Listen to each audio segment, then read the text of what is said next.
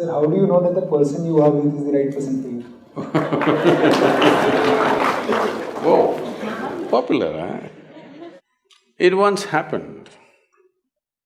Shankaran Pillai was at the family dinner, and when everybody settled down for dinner, he stood up at the table and announced, "I am going to marry Lucy, who's just across the street."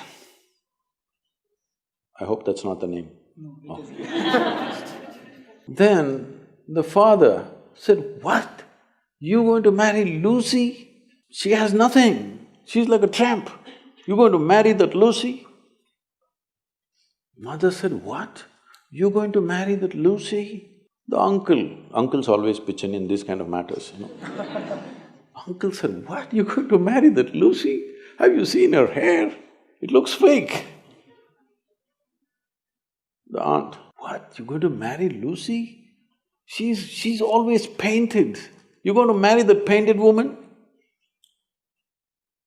The little boy, the nephew, can't be left out. He said, "You're going to marry Lucy, she doesn't even know what is cricket. How can you marry her?"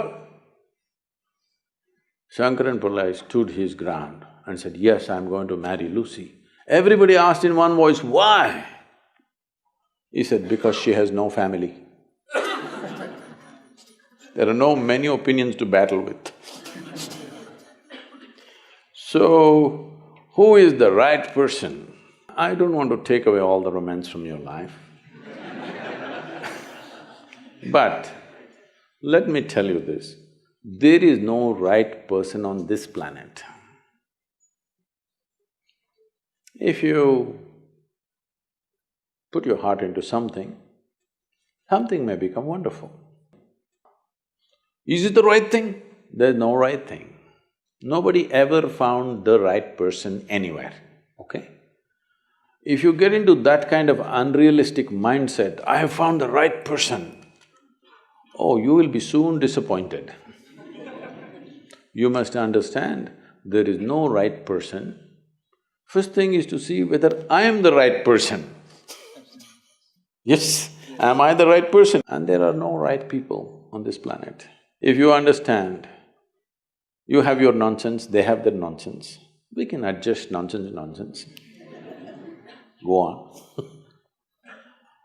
We must understand relationships are formed for various needs.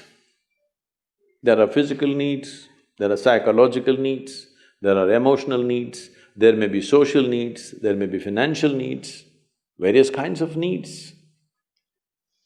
So when you're going to somebody with so many needs, you're going as a beggar, and a beggar cannot choose. Hello? Beggar eat what comes his way, isn't it? He cannot choose. So, if you really want to make a choice in this world, first and foremost thing is, you bring yourself to your place where your experience of life is just pleasant by yourself. You're wonderful. Now, let us see what gets drawn to this one. If you're really wonderful, things will happen in every way, I'm saying.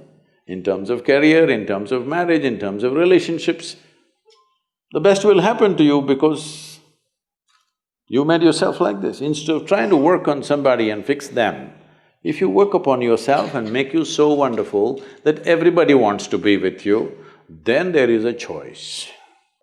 And this whole thing is an American thing, that there is a soulmate somewhere. God made just one more person just for you. But these days, every 2 years, he keeps making one more person just for you. Obviously, God is making too many mistakes with you. See, body needs a mate, understandable. Maybe psychologically also you need a mate, understandable. Emotionally you need a mate.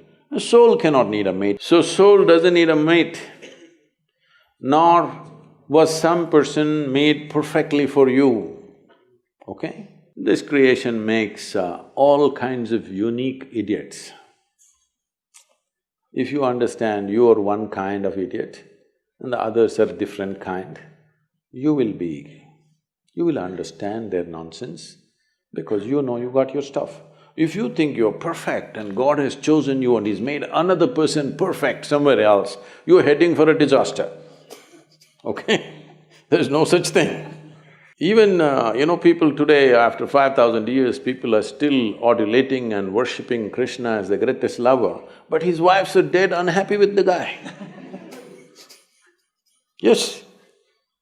So, you're not going to find any perfect person. If you invest a deep sense of involvement, something wonderful may happen. It's because of your involvement, not because the other person is fantastic. No. Even if you choose a fool, actually it's easy that way. If they're not stupid, why would they come to you first of all? No, I'm just being nasty. So, even if you choose a fool, it doesn't matter. If you involve yourself, it can turn out very beautiful. You chose the smartest person in the universe, it could be a disaster. So, do not think in terms of, whatever this made for each other nonsense. No. You choose the opposite actually, but after some time, after a little bit of time, you slowly start expecting they're just like you. This is a serious mistake. Because if one more person becomes just like you won't be able to bear with them for 2 days. Hello? Please tell me. If there's one more person just like you at home, could you live there? You're glad they're different. It's wonderful, nobody is like you, isn't it? Nobody is like you on this planet. Try and see. Nobody is like you, and that's good. Don't look for sameness, not necessary. It's a difference which makes the… because of the difference you tango, not otherwise